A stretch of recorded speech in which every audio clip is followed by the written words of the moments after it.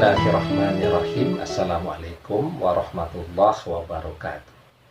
Bapak-bapak, ibu-ibu, mas-mas, mbak-mbak, khususnya adik-adikku sekalian yang dirahmati Allah dimanapun Anda berada, kembali di IIP Channel bersama saya Iip Wijayanto. Kali ini kita akan membahas tema tanda mantan menderita tanpamu, ya. Di antara penyebab perpisahan yang paling sering terjadi itu adalah faktor pergeseran orientasi di dalam mencintai. Awalnya orang mencintai dengan cara idealis, ya. Cinta yang idealis itu yang seperti apa, ya? Yang ketika mereka berjumpa, mereka bergetar begitu, ya. Ada gelombang resonansi elektromagnetik di dalam diri mereka yang tidak bisa mereka terjemahkan. Ketika berjumpa mereka bahagia, ketika berpisah mereka saling merindukan. Itu namanya cinta yang idealis, ya.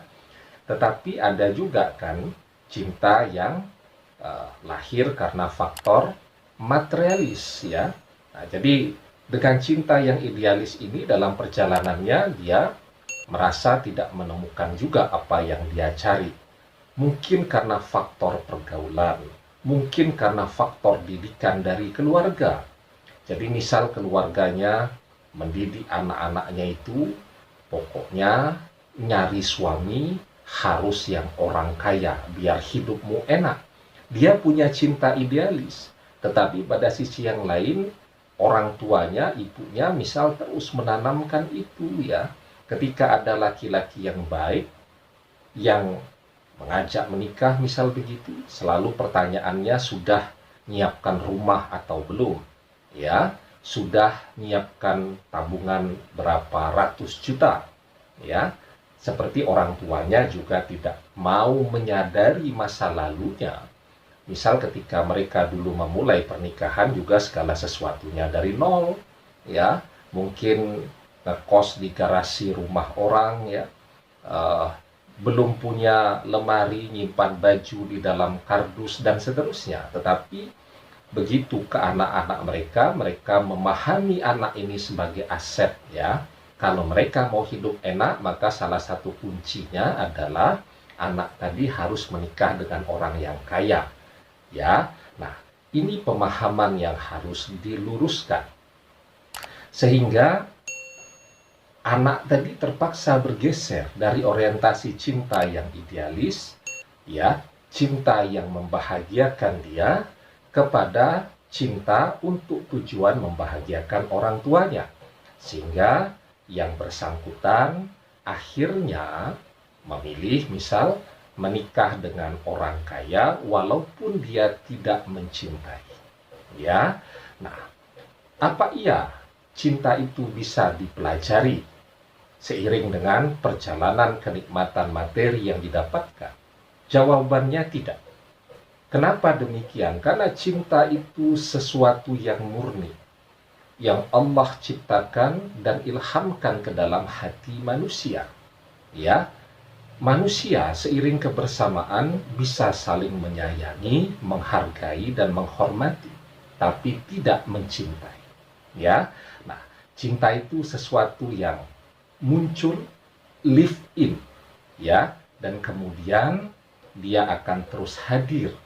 Maka itu jawaban kenapa banyak orang selalu gagal move on, karena cinta itu energi dan cinta tidak bisa kita hilangkan dari dalam diri kita tadi, ya. Nah, materi jawabannya sederhana saja, ya, seperti halnya handphone canggih, ya. Kita lihat iklannya itu sampai ngiler, pengennya luar biasa. Apa yang kemudian terjadi ketika handphone tadi sudah kita miliki? Paling lama 1 bulan, sesuatu yang betul-betul kita mimpikan tadi jadi biasa-biasa saja. Pengen yang lebih lagi, ya.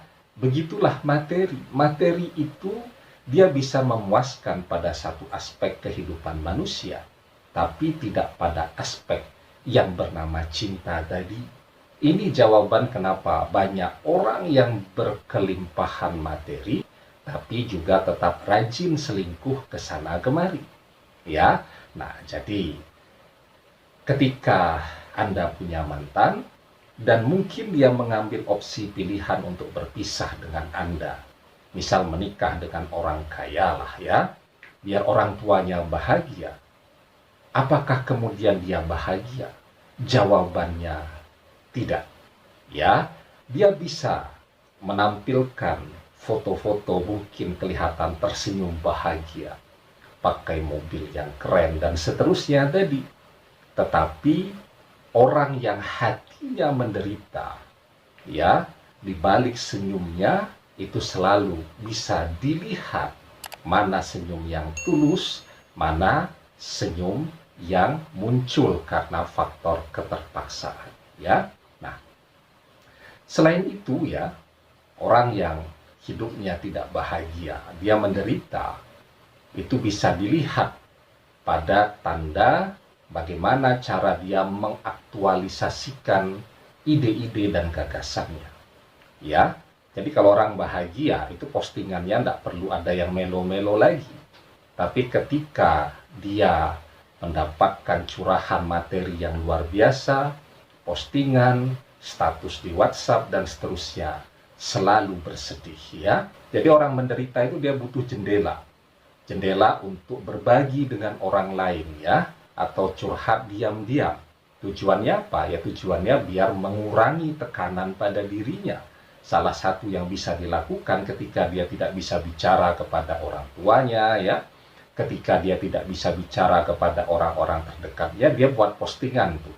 Nah, jadi itulah resiko ya dari orang yang memilih pragmatisme tadi. Orang yang berorientasi kepada harta, walaupun kemudian ujung-ujungnya dia menderita ya. Karena itu kita diingatkan betul di dalam sebuah hadis ya, Rasulullah Shallallahu Alaihi Wasallam bersabda, "Man tazawwaja imra'atan li'idhiha lam yazidhullah illa dhullan, wa man tazawwajaha limaliha lam yazidhullah illa faqran." Barang siapa menikahi wanita karena memandang kedudukan, maka Allah tidak akan menambah padanya kecuali kehinaan. Barang siapa menikahi wanita karena hartanya, maka Allah tidak menambah padanya kecuali kemiskinan. Ya, jadi hadis ini juga berlaku tentunya untuk para wanita yang menikahi karena faktor harta. Demikian, semoga bermanfaat. Wallahu a'lam bissawab, billahi taufiq wal hidayah. Assalamualaikum warahmatullahi wabarakatuh.